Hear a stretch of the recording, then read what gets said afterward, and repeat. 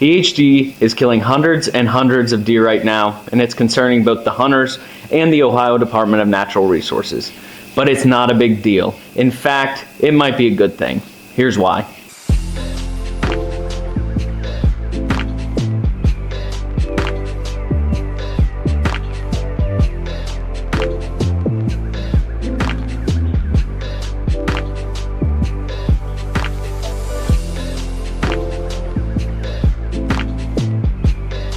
Greetings, gentlemen, and welcome to the shop and another episode of Conserve Ohio. My name's Ben.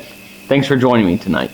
It's no secret that EHD outbreaks are extremely devastating on a whitetail deer population. In my personal opinion, the entire outdoors community, especially in Ohio, is severely reacting to this outbreak we're seeing in the fall of 2025. Devastating as EHD might be at this time, the impact on the herd can actually lead to larger bodied deer and bigger antlers. If you'll stick around with me for a little bit here, we'll go in depth as to why I think this way. So before we continue, let's just do a little bit of a recap on what EHD is and how it's spread. EHD, or epizootic hemorrhagic disease, is well known by many hunters to be a viral disease that's spread by tiny biting midges that breed and lay their eggs next to water sources or in the mud surrounding water sources. It's nearly 90% fatal in all deer and is extremely devastating. Symptoms often include extremely docile deer seeking out water, acting irregular and almost friendly and attracted to humans. Oftentimes CWD is confused with this disease. CWD is exactly what it sounds like. It's chronic wasting disease where the deer slowly just shrivels up until it dies. EHD is something entirely different. The deer almost goes brain dead before the body follows.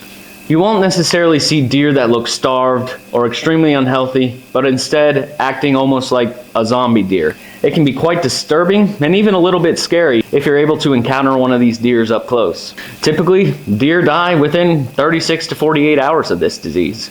It's brutal. It peaks in hot, dry summers where water sources are severely limited and where deer have to congregate in large herds in order to access water. We've seen significant deer die-offs due to EHD this year in Ohio, especially as you go out west in Washington, Athens County, and many other surrounding counties. In reality, it's impacted all of Ohio in some way, shape, or form. When it comes to the Ohio Department of Natural Resources, they require help from hunters in order to track this data. So make sure you're doing your due diligence as a hunter and a conservationist to report these deaths when you notice them in your area. Now, it's certainly extremely difficult as a hunter, conservationist, or landowner to see your precious deer population slowly waste away due to this devastating disease.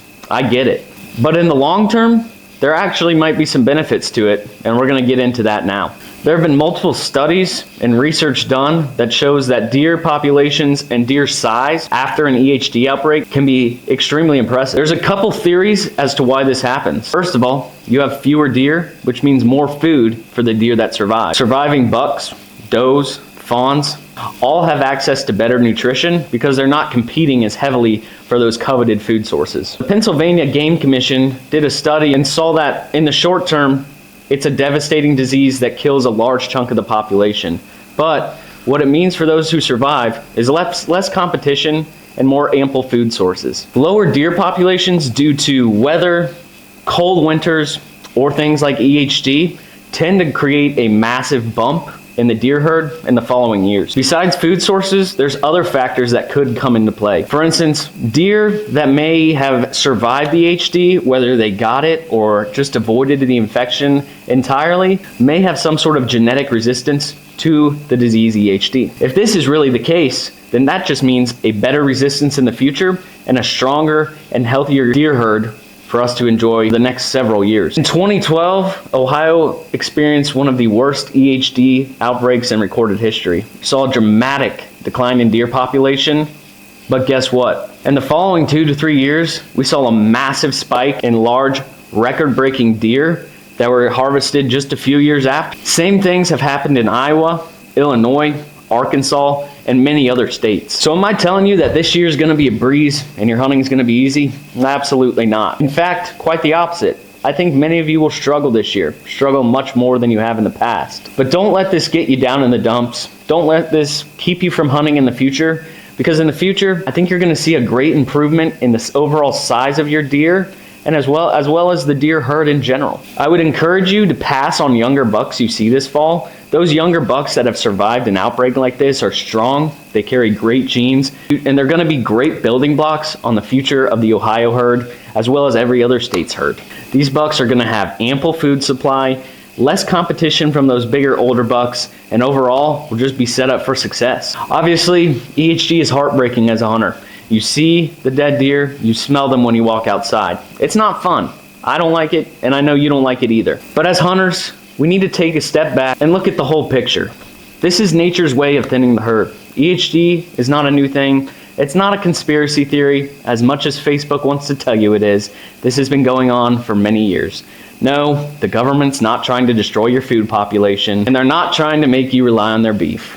I'm sure of that. So keep your head down, keep on working, keep on conserving the way you know best, passing on young bucks, only taking what you need, and taking care of the land that the deer thrive on. I appreciate all of you watching full length of this video. If you stuck around for this long, I appreciate your viewership, and I appreciate your interest in conserving Ohio. Make sure you leave any comments you have down below. I always want to hear your opinion, and give me some video ideas that you'd like to see in the future. I'm all ears, and I'm always looking to provide the content that you are looking most forward to. If you don't mind, take a quick second and hit that thumbs up button. It really helps grow and expand the channel to reach a larger audience. And if you enjoyed this content, make sure you hit that subscribe button and turn on your notifications for more videos just like these. In closing, I want to leave you with one of my favorite Bible verses. This comes from the book of Isaiah, chapter 40, verse 8. The grass withers and the flower fadeth, but the word of our God shall stand forever. May God bless you. Thanks for watching again. And remember, keep on conserving this great country of ours, and I'll keep conserving Ohio.